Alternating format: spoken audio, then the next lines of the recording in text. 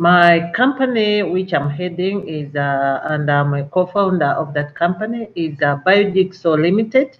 It's actually a holding company which has so many different bio products, especially when it comes to farmers and adding value to products of agriculture and protecting environment.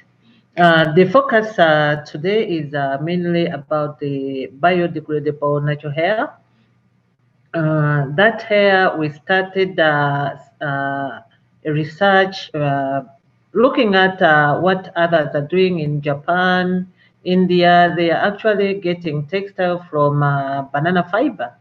And Uganda is the third growing country in banana, and we actually grow up to almost like 1.5 billion tons of banana plantation.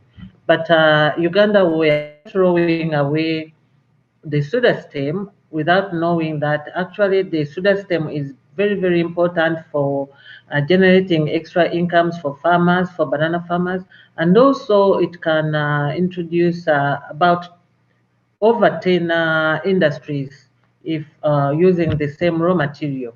So we started testing different species of banana being grown in Uganda, and then testing the strengths, whether it could actually support the textile industry.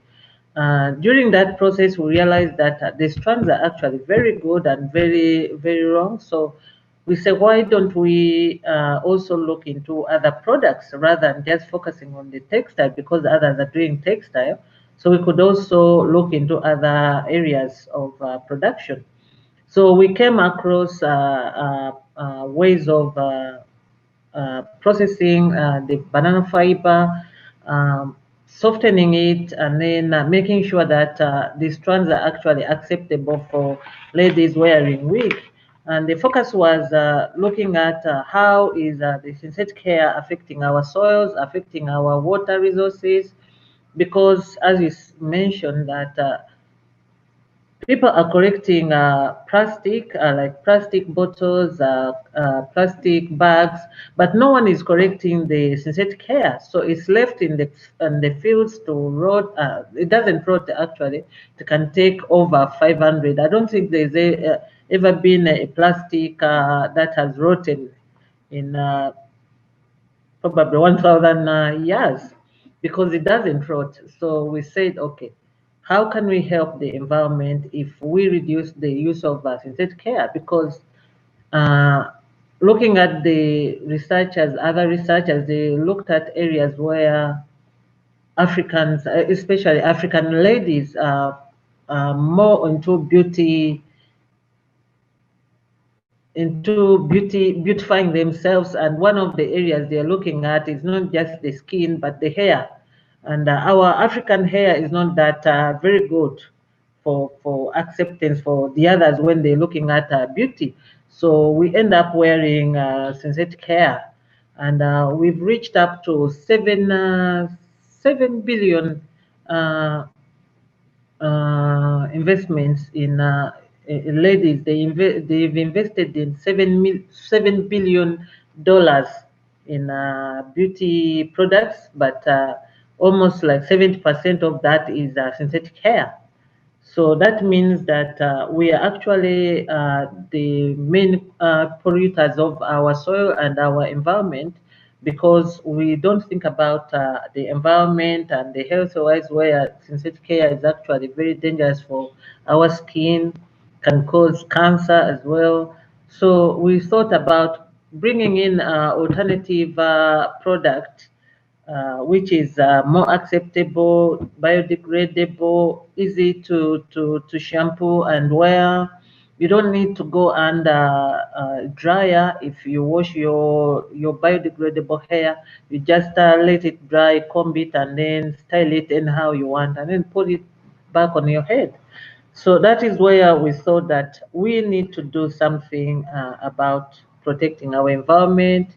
We started producing biodegradable natural hair. Our brand name is called Reni Royal Natural Hair Extensions, and ladies have picked up interest in wearing our hair. We have our super dealers in Australia, we have UK, we have in America. They also picked up the interest in the biodegradable hair, and that's where we are at the moment. And we looking at other ways of promoting the banana plantation, because it is very good plant which can consume a lot of carbon dioxide because of its wide leaves, and it is also a food. So you can't just use the land to grow hair. But this one, if you take off food, then the waste, which you call waste, is what actually used to produce hair. And you can use it to produce other products like fiberglass. You can do sanitary towels. You can do Mercedes-Benz are actually using it for making bumpers and other products. You can use it, so many things you can produce using the same raw material. So using banana plantation in terms of combating the carbon dioxide is actually very, very important, because one plantation, banana plantation, can consume CO2 of 5 trees. So if actually you're looking at Uganda, if we look at Uganda only, Uganda is producing 1.5 uh, million tons of bananas.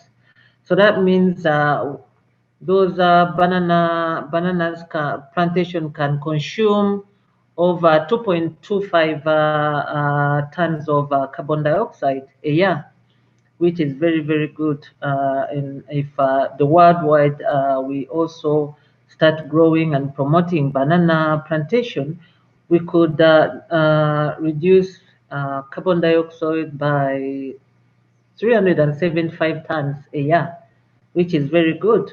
And also, coming back to the hair is actually helping a lot our rural farmers, especially women, in starting up their social enterprises, because this is extra income, so they're not actually depending on husbands to give them money which they get from the fruits, but they can also be involved, fully involved in creating their own social enterprises.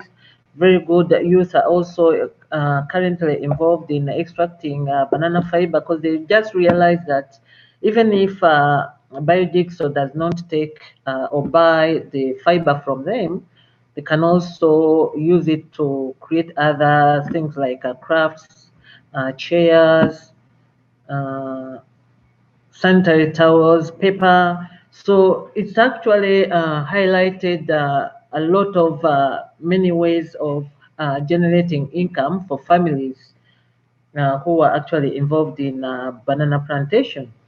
So we are actually encouraging ladies to make sure that they don't just look at beauty, they look at protecting the environment, and also looking at areas where they can generate income using the same raw material of banana plantation.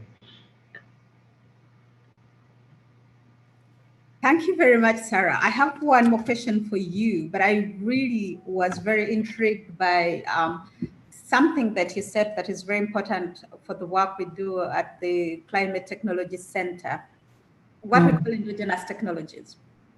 The fact that you got an existing technology, they were extracting fiber out of these banana trees anyway, and you modified it, you know, produce other types of fibers that are relevant, something that African women use for the beauty industry, which is hair. So I think it speaks to the point of us being innovative, that we don't always have to reinvent the wheel, that there are technologies we can adapt for business and industry, but also use that, you know, the products that are sitting within our communities. And that is really a great message that you bring. but also that as a business venture, it's got multiple benefits. So it's hair, but we also know it's cloth fiber. We also know it's all kinds of fiber now that is being used in luxury goods by companies like Mercedes-Benz. And I think those are very important points you make. So for the point on circularity that we make, and then of course the emission benefits. All countries now, at least 197 countries around the world, have made commitments under the Paris Agreement, including Uganda, where you come from, to reduce greenhouse gas emissions. So this goes a long way. I hope you've brought this to the attention of the government in contributing to its commitments to meeting the Paris Agreement commitments it made. One more question for you, Sarah. Please tell us, the beauty industry in Africa, how can we make women more conscious of the decisions they make? Because one of the campaigns we are running globally in Europe is to make people more conscious. Dominic talked about our consumption productions when it comes to food and food waste. Now you will talk to us about choices we make in cosmetic products and beauty products as women, which is one of the largest global industries in the world. Do you want to comment on that, please?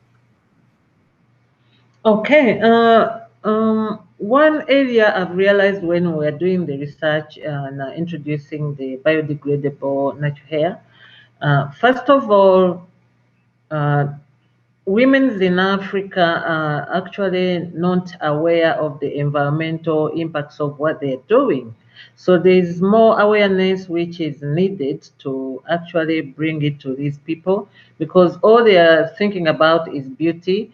But we need to enforce policies which actually going to make these ladies realize that some of our actions we do actually affecting our environment, affecting our health, is also affecting our future generations. It's like Europe, they put pressure on plastic pollution, whereby they set up that by 2030, they are going to reduce all the single use of plastic. That means the hair, the synthetic hair is also coming out of the market because it's also plastic and it's a single use.